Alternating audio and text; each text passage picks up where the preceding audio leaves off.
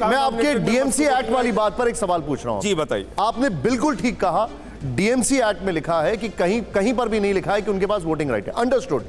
तो फिर दिक्कत क्या है सर शपथ दिलाने में उनको पहले, फिर उसमें प्रॉब्लम क्या आ रही है, फिर उसमें क्या इशू आ रहा है? मैंने फिर कई बार आपको कहा, फिर से दोहरा रहा हूं, बड़ी विनम्रता पूर्वक आपके दर्शकों के लिए बता रहा हूं कि नॉमिनेटेड मेंबर्स को पहले शपथ अगर ये करा रहे थे तो इसके पीछे मंशा ये थी इनकी कि उनको वोटिंग राइट कौन देता? प्रिजाइडिंग ऑफिसर, जो इन्होंने प्रोटम चेयरमैन बनाया था उस चुनाव के लिए। अगर पहले सारे नॉमिनेटेड मेंबर्स की शपथ हो रही थी, उसके बाद इलेक्टेड मेंबर्स की हो रही थी, जो कि परंपराओं के विपरीत थी। अच्छा, पहले हुआ नहीं, अंडरस्टूड। तो इसके पीछे की मंशा इनकी साफ थी, इनके मन के काले चोर का खुलासा हो गया उस मतलब आप ये कहना चाह रहे हैं ये पहले नॉमिनेटेड मेंबर की शपथ कि यहां पर अगर इनके मन में कोई कालापन नहीं था तो पहले इलेक्टेड का करा देते। इसमें ये सिर्फ एक छोटे से बेडरूम से मशरूम की खेती करके महीने का 50,000 कमा रही हैं। मशरूम खेती सीखनी है तो फ्रीडम ऐप को अभी डाउनलोड कीजिए। प्रॉब्लम क्या थी? अच्छा, तो आप ये कहना चाह रहे हैं ये 421 इसलिए किया गया जिससे कि उनके पास वोटिंग राइट आ जाए। सुधांशु जी, इसका होता क्या है मैं आपको बता दूं क्यों ये बात। जब इलेक्टेड मेंबर्स की शपथ हो जाती है निशान जी, फिर मेयर का चुनाव होता है। अंडरस्टूड। मेयर डिप्टी मेयर का जब चुनाव हो जाता है तो फिर सारी बैठकों को और सारे चुनावों को कंडक्ट करने की पावर मेयर और डिप्टी मेयर की होती है। ठीक है, अंडरस्टूड। सुधांशु जी, ये समझ गया। आपने जो उसमें एक टेक्निकल लूपहोल है सुधांशु जी, उसको एक्सप्लॉइट किया जा रहा है। अरे भाई, यही तो मैं कह रहा हूं, किसके मन में कालापन, किसके मन में डर, बिल्कुल साफ है। अरे भाई, शपथ दिलाई गई है। अगर भारत के ये कह रहे हैं अगर संविधान के अनुसार कोई व्यक्ति वोट नहीं डाल सकता तो उसका वोट टेक्निकली खारिज हो जाएगा। और एक नहीं अनेक उदाहरण, अभी आपने अरुणाचल का उदाहरण दिया। अरुणाचल में हमने बहुमत सिद्ध कर दिया था, मगर वो किस बेस पे हुआ था? चूंकि वो विधानसभा के अंदर ना होकर दूसरी जगह मीटिंग हुई थी, इस आधार पे खारिज हो गया था। याद करिए, उत्तराखंड में भी ये हुआ था। हम बता रहे हैं 1997 में हमारे पास बहुमत था, मगर हमें कह दिया गया कि हमारा बहुमत नहीं है। आखिर में कोर्ट ने आदेश किया और बहुमत साबित किया। ये क्यों डर रहे हैं भाई इस बात के ऊपर? पहली बात तो वोटिंग की बात अभी आई कहां? यानी जानते क्या होता है, जिसे कहते हैं कि किसी ने कुआं खोदना शुरू किया, कहीं आग लगने वाली है। इसका मतलब आग लगाने का इनका मंतव्य था, तभी तो उन्होंने कुएं खुदाई शुरू की। अरे भाई, शपथ दिलाया है, अपने मन पे देखिए, वहम किसी के दिमाग पे इतना हो कि अच्छा इसका मतलब वोटिंग करा देंगे और वोटिंग के बाद भी मेरे पास मेजॉरिटी है, फिर हमारे वाले भी टूट जाएंगे, हमारे वाले भी पाला बदल लेंगे। अब इतना डरते हैं तो क्या सुधांशु जी, डरते हो? डरते भी किससे? अपने ही लोगों से। क्या ये सिर्फ आम आदमी पार्टी का भ्रम है कि वो वोटिंग करेंगे, या आप ऑन रिकॉर्ड इसको बोलते हैं ऐसा नहीं होगा? देखिए, सदन के अंदर की क्या स्थिति है, वैधानिक स्थिति के लिए बोलने के लिए अधिकृत है एलजी। सदन के अंदर स्थिति है वो है एमसीडी।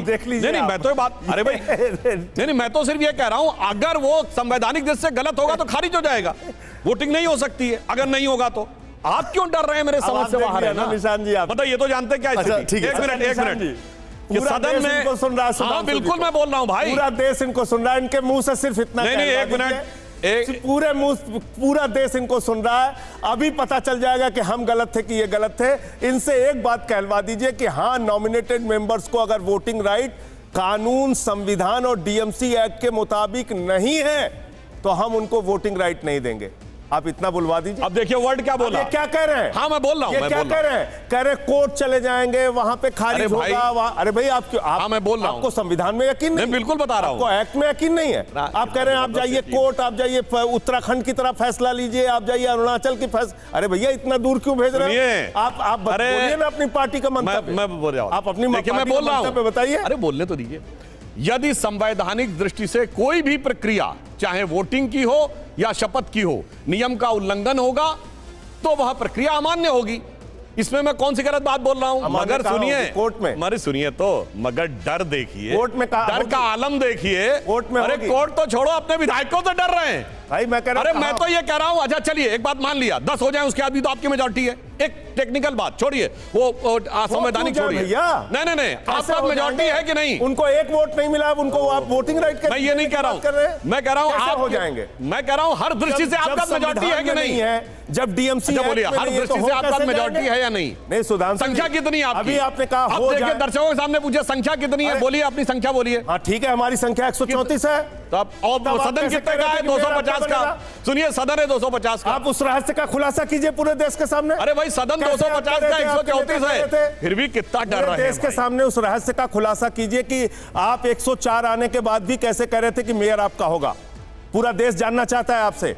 इसका मतलब आपकी मंशा खरीद फरोख्त की थी, तोड़फोड़ की थी, आप नॉमिनेटेड मेंबर्स को वोटिंग राइट देने की योजना थी। अब आप भोला बालक बन रहे हैं क्योंकि कल सदन नहीं चल पाया।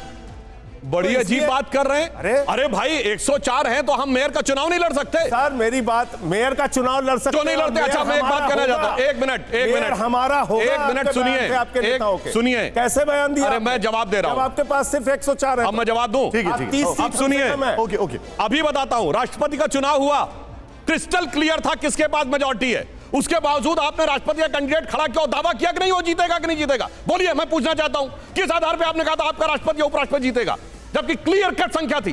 बोलिए। भाई- ये नहीं होता राजनीति में कि चुनाव नहीं लड़ेंगे, जीत का दावा नहीं करेंगे, आपने जीत कहा का दावा चुनाव करें। नहीं इसका लड़ेंगे। मतलब आप राष्ट्रपति सांसदों को खरीद के इसका जीतना मतलब- चाहते एक सेकंड, थे। बोलिए, राष्ट्रपति आप सांसदों को खरीद के जीतना चाहते थे। एक सेकंड, बोलिए। बिल्कुल, अच्छा, बिल्कुल। इसका मतलब कि रामवीर विधोड़ी जी जो आपकी पार्टी के नेता सदन है, उनका जो बयान था वो झूठा बयान था, दिल्ली की जनता के आंख में धूल झोंकने का बयान था। आपके नेता ने बयान दिया हम चुनाव नहीं लड़ेंगे। निशान जी दिखाइए पूरे देश को, उन्होंने कहा हम मेयर और डिप्टी मेयर का चुनाव नहीं लड़ेंगे। आप साजिशें करते हैं, रोज रोज सरकारों को गिराने का काम करते हैं। पूरे देश में यही धंधा आपका चल रखा है और आप हमसे पूछ रहे हैं, हमसे कह रहे हैं कि आप मैं जवाब दूं। क्यों जवाब दूं भाई? आपने कैसे कह दिया 104 पे मेयर आपका भाई होगा? बड़ा गजब है। आप राष्ट्रपति और उपराष्ट्रपति में तो जवाब नहीं दे पा रहे हैं। अरे भाई, सब लड़ते हैं, दिलाया जाएगा। सब चुनाव लड़ते हैं और सब अपने जीत का विश्वास रखते हैं। नॉमिनेटेड मेंबर्स को वोट नहीं दिलाया जाएगा। अरे सुधांशु जी, आप पूरा पहले देश जवाब दे सुना। दीजिए। आपने राष्ट्रपति उपराष्ट्रपति किस आधार पर जीत का दावा किया था? कि सांसद खरीद फरोख्त रहे थे क्या आप? नहीं, सांसद खरीद फरोख्त नहीं। फिर तो बिल्कुल क्लियर था कि नहीं है। अपने तो आप हमसे कैसे कह रहे हैं कि हम चुनाव लड़ लिए, तो इसका मतलब हम खरीदना चाहते थे? उसमें अलग अलग पार्टियों के लोग भी, और सुन लीजिए, इसका भी जवाब सुन लीजिए। उसमें अलग अलग पार्टियों के लोग भी, यूपीए के पार्टनर ने एनडीए के कैंडिडेट को पहले भी वोट दिया है राष्ट्रपति में, एनडीए के पार्टनर ने यूपीए के कैंडिडेट को वोट दिया है राष्ट्रपति के चुनाव में। ये तो पहले से होता रहा है। यहाँ तो सीधे दो पार्टियों का चुनाव है, उसमें भी आप कह रहे हैं कि नहीं मेयर हमारा होगा, जिसमें आपकी 104 आई है, 30 सीटें कम आई है। आप राष्ट्रपति के चुनाव से मेयर के चुनाव की तुलना कर रहे हैं? भाई ये तो पार्टियों के बीच का चुनाव है। उसमें तो राष्ट्रपति के चुनाव में यूपीए के पार्टनर ने कभी एनडीए के कैंडिडेट को सपोर्ट किया है, एनडीए के पार्टनर कैंडिडेट को कभी यूपीए के पार्टनर ने सपोर्ट किया। बताइए हुआ है कि नहीं हुआ है? मैं तो कह रहा हूं उसके बावजूद राष्ट्रपति सबके समर्थन घोषित करने के बावजूद क्लियर कट दिख रहा था कि राष्ट्रपति के इस उम्मीदवार को इतने वोट मिलने वाले, उपराष्ट्रपति के उम्मीदवार को। तभी तो मैं पूछ रहा हूं भाई, आप क्या? अरे मैं मानो आप आरोप कैसे लगा सकते हैं भाई? आप चुनाव लड़ेंगे तो संवैधानिक अधिकार है, दूसरा करेगा तो खरीद फरोख्त। अब मैं एक सवाल पूछता हूं। ओके, संजय जी, आपने भी संविधान की बात कर रहे हैं, वो भी संविधान की बात कर रहे हैं। मेरा एक सवाल है, एक बात और संजय जी, एक चीज उन्होंने बताइए। अभी तक नहीं कहा कि वोटिंग राइट हम नहीं देंगे। मैं आपकी बात से सहमत हूं कि मैं अरे भाई, मेरे पास अधिकार नहीं है वोटिंग राइट के लिए बोलने ठीक का। है, एक मिनट संजय जी, एक बात बताइए।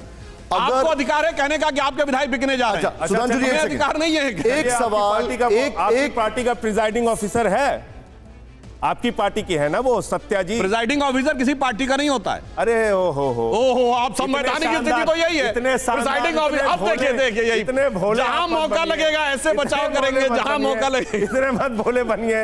आपकी बीजेपी की 3 बार की चुने की पार्षद है सुधांशु जी। अच्छा, आप उससे कहलवा दीजिए, वो जब मीटिंग शुरू हो तो बोल दे कि भाई नॉमिनेटेड मेंबर्स को वोटिंग अधिकार नहीं है। देखिए शब्द क्या ना बोला, ना प्रिसाइडिंग ऑफिसर से कहलवा दीजिए, ये इनकी पार्टी की परंपरा है। आपकी पार्टी की है प्रिसाइडिंग भाई। ऑफिसर जो किसी पार्टी का नहीं होता, अच्छा, उससे पार्टी कहलवा दे। अच्छा। ये भी नहीं कि वो कह दे। तो फिर अच्छा, अगर किसी पार्टी का नहीं होता कितनी तो सुंदर 5 बार के परंपरा का चुने- उदाहरण दे रहे हैं। अगर किसी पार्टी का नहीं होता तो 25 साल वाले को आपने क्यों नहीं बनाया प्रिजाइडिंग ऑफिसर, जो परंपरा रही अब तक? अरे हमने क्या, एलजी ने भाई। हाँ, वहाँ हम एलजी नहीं है, एलजी हमारी पार्टी का भी सदस्य नहीं रहे। एलजी हमारी पार्टी का तो नहीं है ना। पट भी मेरी। सुधांशु जी ऐसे मत करिए। ये चीज़- पूरे अच्छा देश सर, के